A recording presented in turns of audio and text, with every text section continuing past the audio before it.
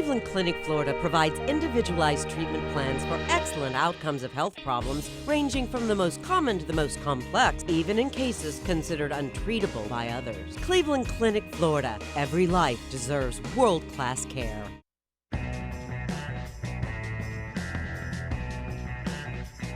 Well, here we go. Welcome to Monday. It is KVJ After the Show Podcast. Yeah, Kevin! Whoop, whoop, yeah. You love everything you stand for. Yes. What do you stand for? Kevin? Yeah. Oh, man. He stands for doing a good show, but unfortunately we can't get that. He's been trying for years. Yes. He stands for truth.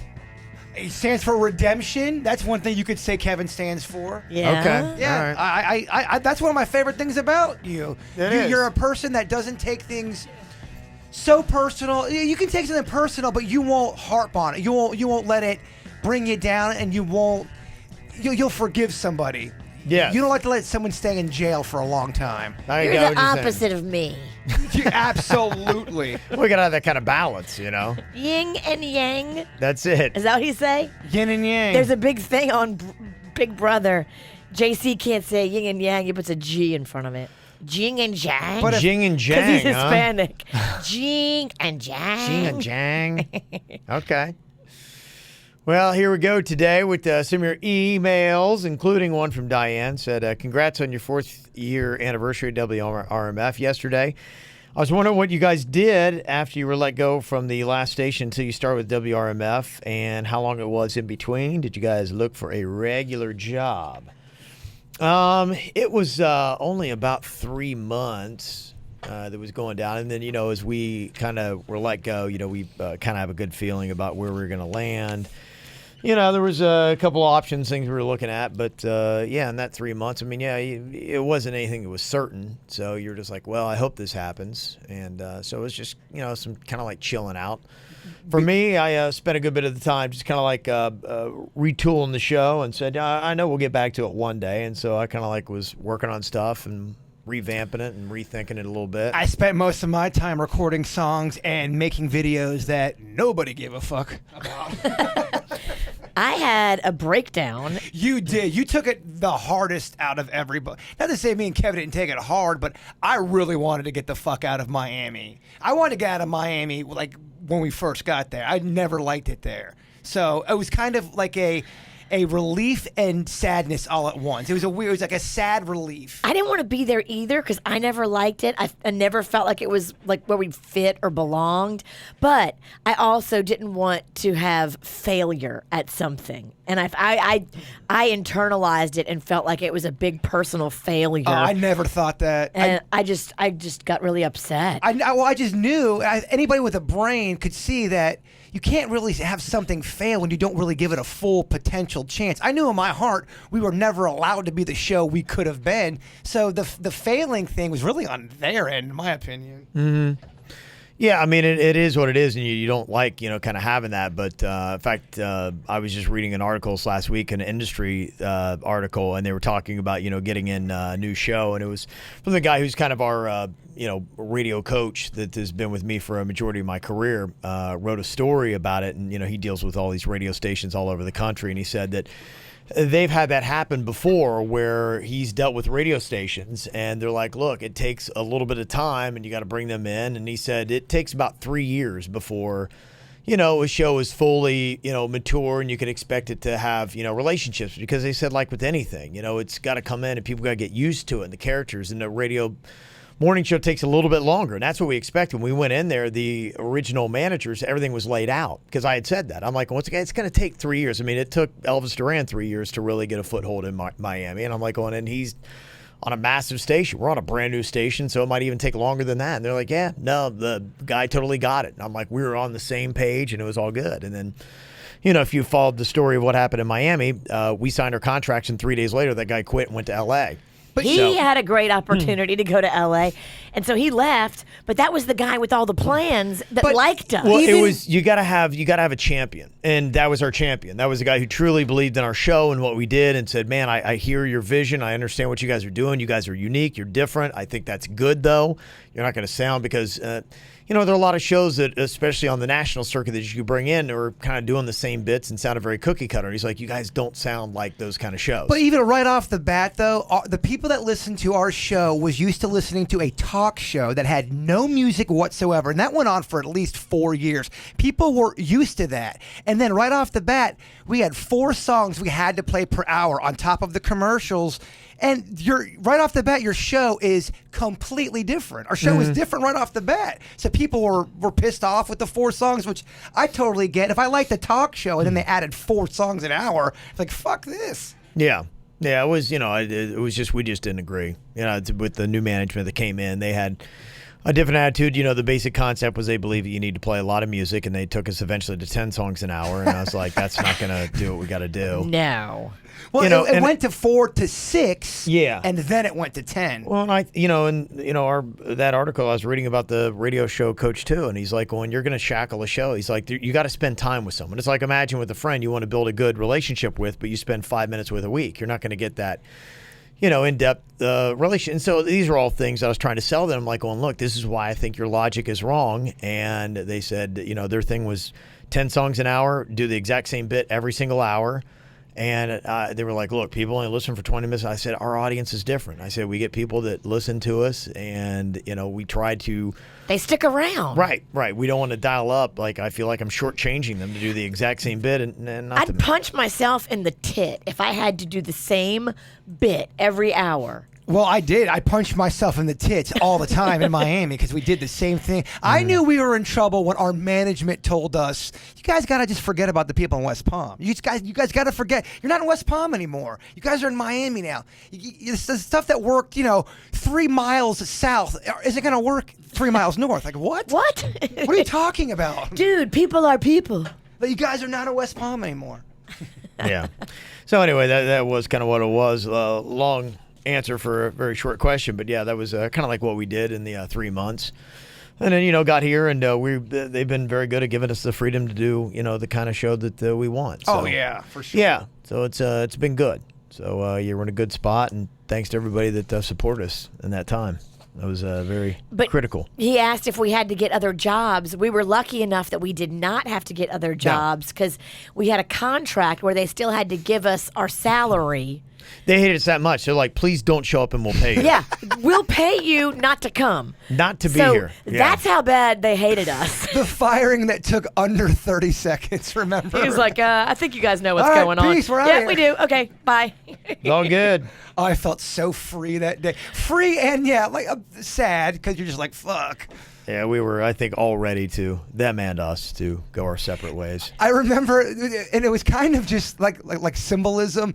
We were recording a bit, and it was me throwing bowling balls onto my truck, and we recorded it. They didn't deserve that. The bowling balls, I have 3 large dents in my truck because of this bit, and we got fired, I believe, like 2 days later. That bit never ran, and all of those dents were basically... for nothing. It was just symbolism for that entire experience. So if you look at my truck and you see all those dents in there, that's from a bit from Miami that never got to air. Damn. Yep.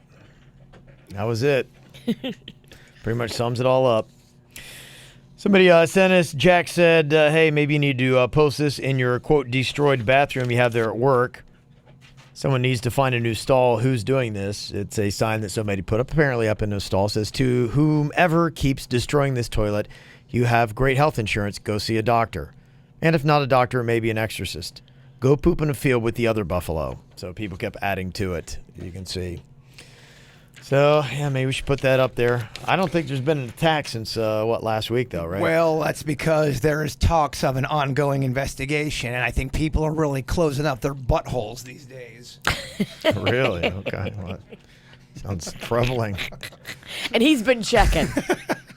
Well, there's not an open Spot butthole. check. Yeah. Spot check in the hallway. He will just get you. look out, AM. I'm coming to you guys today. Jenna said, I'm listening to your podcast from last Monday, and I got to make a comment. I completely agree with Jaybird. You don't cancel a game for heat. My son just played a tournament in Arizona with a heat index average of 115. Drink water and Gatorade and play ball. I don't know what to say to that. Just agreeing with you. I agree. No, I agree with that email. I just that topic. That's the first time I've ever heard of that.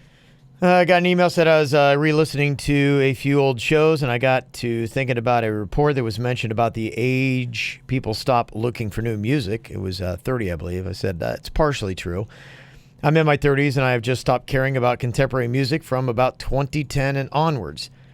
However, I am rediscovering old music all the time. For example, I've really gotten into the Talking Heads and Ramones. I've also rediscovered a bunch of Queen songs from The Works and A Kind of Magic albums. Do you guys think it is the quality of the artist that has made contemporary music less appealing in general? Queen had amazing band members in Brian May, Robert Taylor, and John Deacon, and of course one of the best frontmen in Freddie Mercury. Who would you guys say is the best frontman of all time? I think Freddie Mercury or Robert Plant would be tops. Love you guys, and Jaybird, go fuck yourself. I would say Freddie Mercury for me as well. Mm-hmm, definitely up there. It's so funny. I went down the same road as that person who emailed. I went and listened to the Works album, and It's a Kind of Magic by Queen, and listened to their B-sides because I was looking for new stuff, but from old times. Okay, yeah. Yeah, I would say, as far as like frontmen, to me, it's like somebody that's theatrical and like can take a whole arena and just they're like, oh, wow, and not that's be amazing. cheesy about it and fucking nail it and have the talent to back it up. No, absolutely, yeah. So I wouldn't argue with you. Freddie Mercury's a good choice. Robert Plant's good. David Lee Roth from the early Van Halen days. You're starting to go into the cheesy category. No, that guy was great. Honestly, if you see some of the concert stuff, I thought he was really good. My panda would say Dave from Depeche Mode. Dave Grohl from Foo Fighters. Yeah. I think is right now a pretty good one. I think the lead singer of the Killers does a pretty good job. I think he's a decent singer. Got a couple even contemporary bands that are out there putting out stuff. Yeah, talking about the Foo Fighters, they had a list of things that you can't bring to their show tonight at Wrigley Field in Chicago. Include pirated VHS tapes of the old Land of the Lost TV series, any pencil that's not a number 2, and unflattering pictures of Ryan Seacrest. Okay. Those are things you can't bring. You can't bring unflattering pictures of Ryan Seacrest. Yeah, I think they put that on there to see if people were actually reading it. But yeah, Definitely. so That's awesome. people go, wait, what? I can't do. What can I bring? They do it right, man. Yeah. You're not allowed to bring unflattering pictures. Ryan Seacrest. That's amazing. Not allowed. Love that. Yeah, so those are some good front men. Trying to think of who else used to have back in the day. Because there is good new music that comes today, out. yeah. You just have to read. So I think a lot of times people think all music sucks because what comes on through the radio.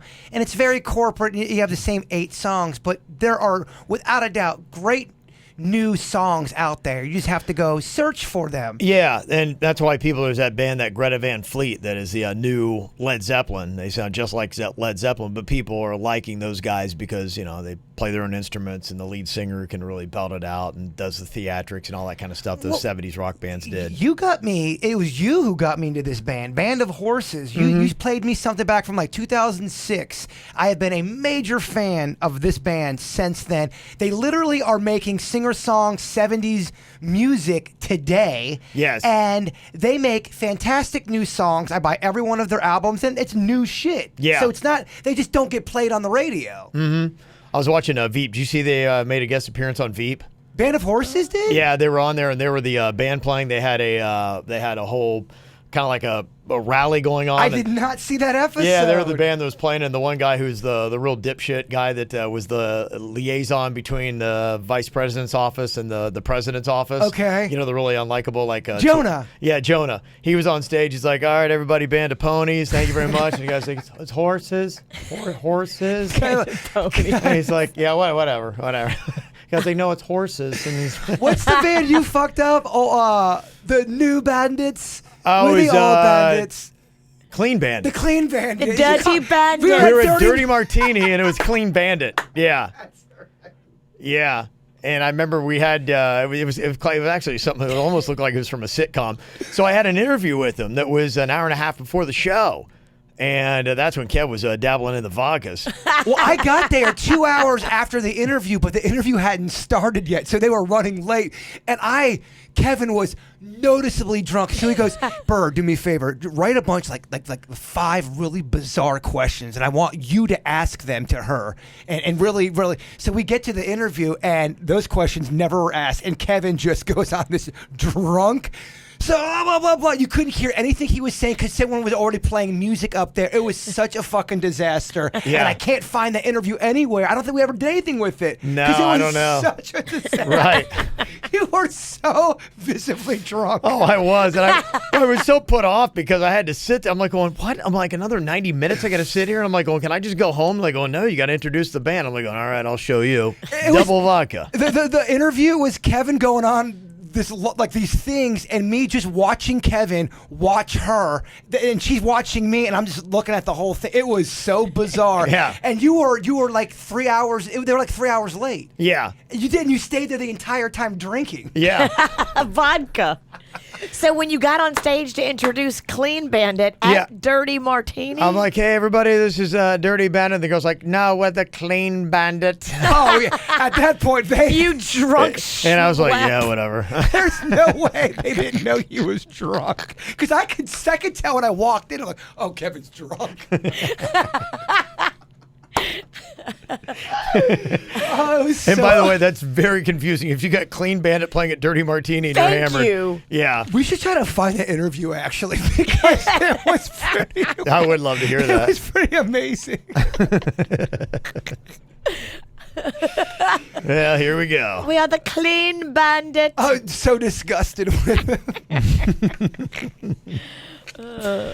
Let's see here. Got an email for you from Chris. It says, unfortunately from the Pizzle. It said it's on my Facebook feed. Jaybird, if you want, it's a Bigfoot shirt. It's the Hide and Seek World Champion. Seeing that out there. Very cool. Order and send you one. What is your size? You're not. Are you probably just a large? Please don't. I appreciate it's so kind of you to want to send me something, but please don't send me anything. Someone sent me such a big, nice Yoda, and then the cleaning crew threw out the box, so I don't know who sent it to me. Oh. I know, and I feel terrible. Please don't. Thank you, but don't spend your money on me. It's very Because kind. I won't ever be able to thank you. Well, yeah, I feel so terrible. Thank you to whoever got me that Yoda, by the way. Let's see. You got this email from Nikki. Said, hey, you guys raved about Savannah when you went so much that it made me want to go. My boyfriend always takes me to Key West for my birthday, so I'm going to take him to Savannah for his birthday. Oh, that's sweet. And I was wondering where you stayed and some of the things you did. I'm trying to decide between staying on the river or in the historic downtown area. He's not as much of a beer drinker as you, but he does love to drink as much as all of y'all. So any bar suggestions would be great, too. Yeah, we stayed at, I don't know, if you go to Savannah, in fact, you can probably look it up. It's whatever that big, I think maybe it was the Westin. It's on the other side of the river, and you take, they've got like a riverboat that kind of like takes you over.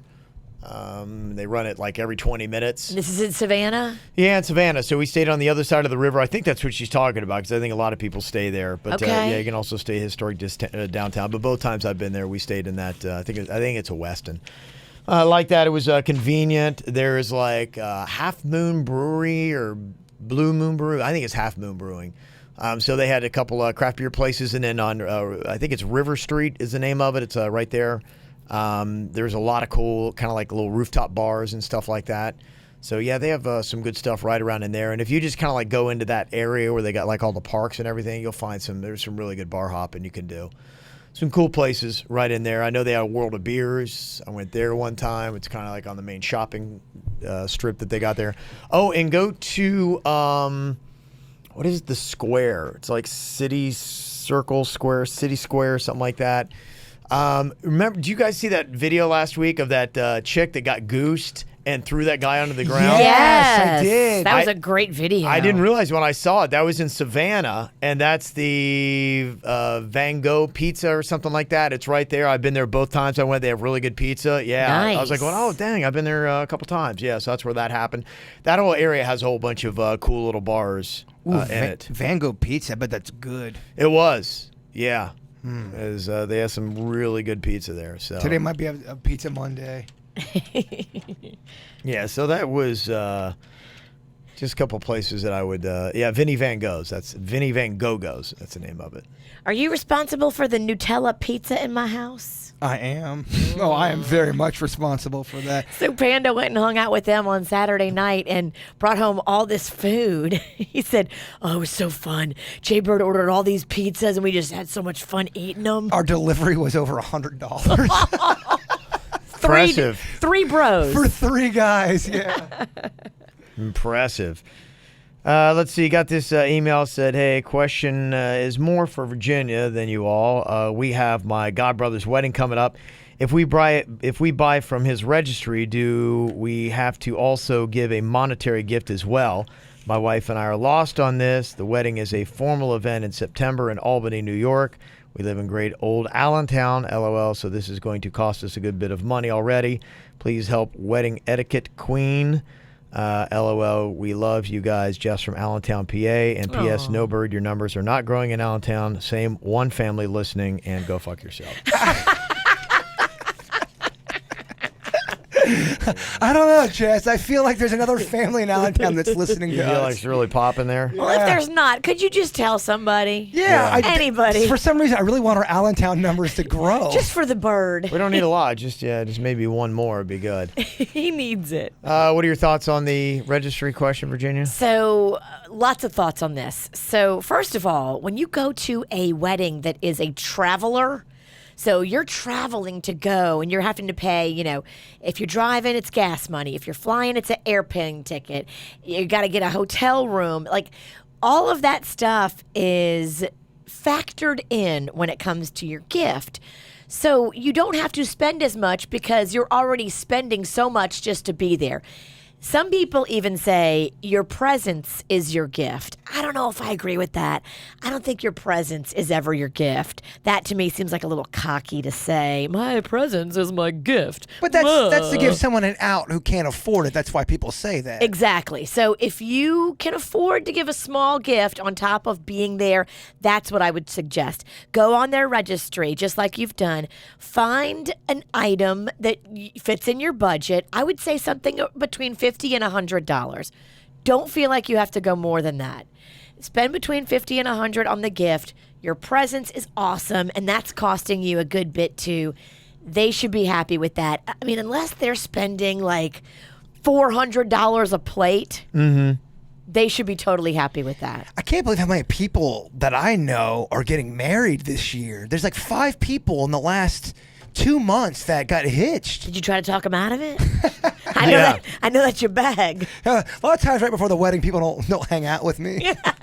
Especially the chicks. They're like, you cannot hang out with that chick. No, I think marriage is great for right people. I love marriage. I love the concept of marriage. Come on, your fucking soulmate. That's awesome.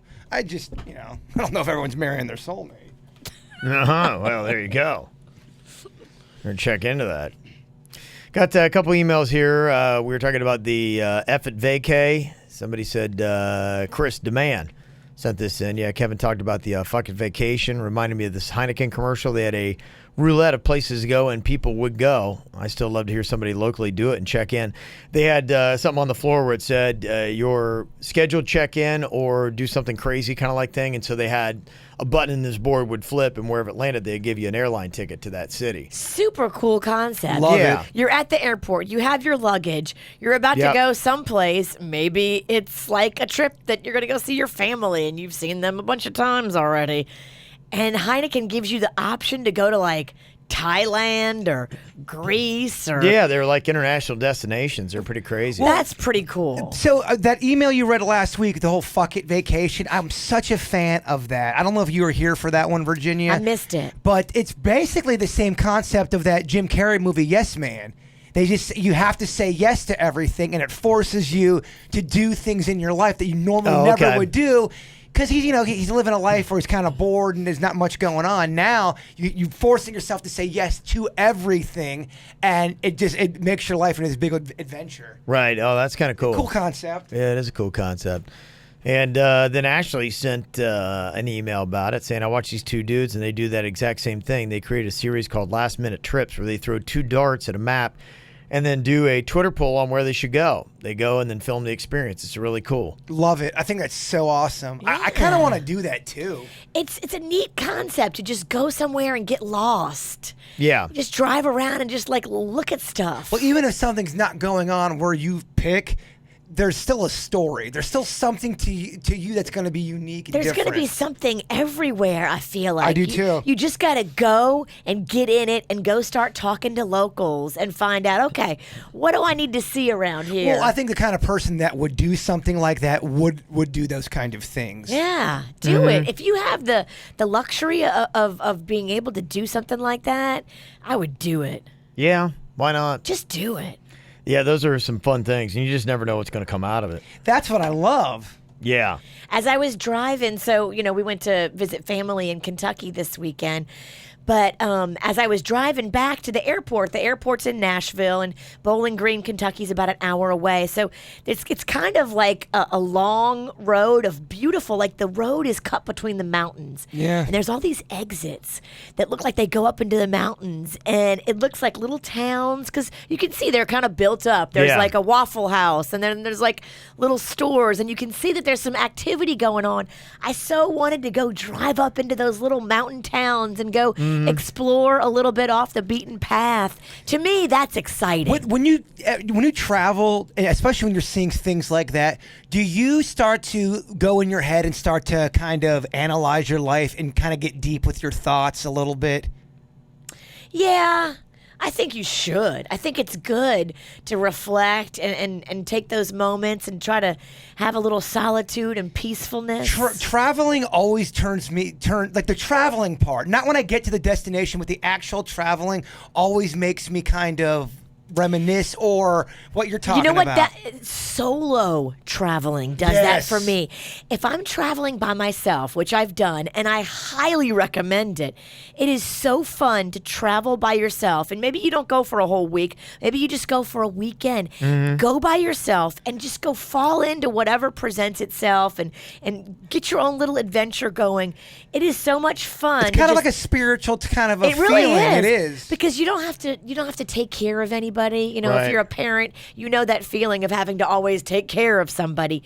Now you're just taking care of yourself, and you're just out there exploring and doing what comes to you. Think about it. You're on a plane. You're listening to music. I mean, I travel. If I do travel, a lot of times it is by myself. So you're looking out at the fucking earth. I mean, it's nice. You have a couple wines or cocktails in you. It makes a fucker think. Solo travel, if you've never done it, go do it. Just for a weekend. Be brave. You'll be amazed how much fun you can have by yourself just exploring. Yeah. The song "Just the Way You Are" will always remind me of you, Kevin. Now, because you told me that one story how you were on a plane. Yeah. And it was just So taking cool, off. yeah. And "Just the Way You Are" was playing. You're like, it was just so peaceful. The clouds looked like cotton candy, that Yeah. kind of like time. It was just like, it was just so, it's like, what a cool little moment, you know? Yeah. It's nice and chill. You're right. Talking movies today, our summer movie showdown. We've got Titanic versus The Notebook. Titanic is cruising along, 68% of the vote right now. You can go to our Twitter at the KVJ Show if you want to give your thoughts on that. Titanic should win, everybody. A Notebook's hilarious.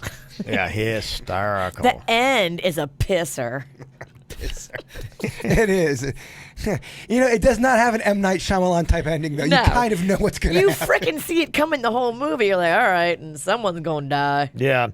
Jaybird said that they was saying he was watching this movie. Have you seen Wonder yet, Virginia? No. I know what it is, though. It's the Julia Roberts. Yeah, Yeah. with Owen Yeah. Wilson. And Yeah. I watched it over the weekend, and I was crying like a little bitch. Well, they wrote a whole book about it. Oh, my gosh. And when I went to go read to an elementary school recently, they had me read that book, and all the kids were like, "It's a movie." I'm like, "What do you mean it's a movie?" They're like, "It's a movie, stupid." Julia Roberts. Like, all these kids started shaming me gosh, wow. for not knowing it was a movie. It's just one of those movies you watch. I watched it by myself in the dark, and yeah, it just, I'm like, oh my, holy fuck. No, it was sad. It's a sad. Oh, it's it sad, is. but it's one of those ones that's sad, but it's you're so not. happy, yeah. Happy sad. It's happy Yeah. sad. You're like, this kid's struggling, and the kid's this sweet kid, and you know he's going through a lot of, bullying and pain, and you're just like, oh, fuck. I can see myself. And then it's a real story. Isn't it? It's a Yeah. real story, right? I think it is. And if it's not a real story, there's stories just like that in the real world. Yeah, no, it is. Yeah, I saw it. They showed it at my church a couple weeks ago, and so they had it, and they did,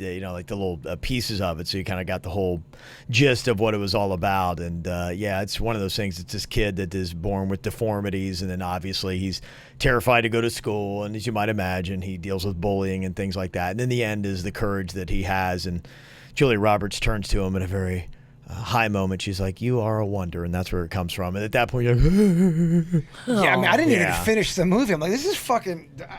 Bird, this is the weekend. What are you doing? Get a fucking drink. oh no, I was like, it's like one of those things where it's like you got that softball in your throat, and you're just like, yeah, I'm in there. I'm like, you're just like sobbing. I'm such a fucking pussy. Fuck this. I wouldn't. Yeah, my wife came home and watched it by herself. I'm like, nah, it's good. I get it. I want to feel good. I know. Yeah. I can't watch those sad movies. Do you ever cry at stuff, Kev, like that? Because I will cry. Well, I mean, at stuff. I was right there. I mean, I had like tears in the eyes, and you're like, you had that lump in your throat, and Yeah, you're like, I hope no one's looking at me. Oh, that's right. I'm in the dark alone. yeah. But it's a good movie if you It like is. that kind of. If you like that kind of thing, then you're gonna Yes. love that movie. It was well done. That's what I hear. It was very well done. It but was. again, not my type. Yeah. Got an email here from Lynn, just kind of giving a shout out about something we talked about with McDonald's and how they do their payroll. They have the concept where McDonald's basically will let you kind of like go through, and I think it paid by the hour is kind of like what it is up until that thing. It's not like you've got to wait. There are apps like Venmo and Square Cash and stuff like that. And she said, I did the research.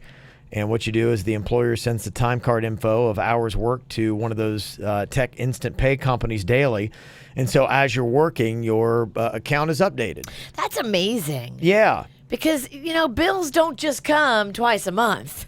Right. Bills come all month. Emergencies come all month.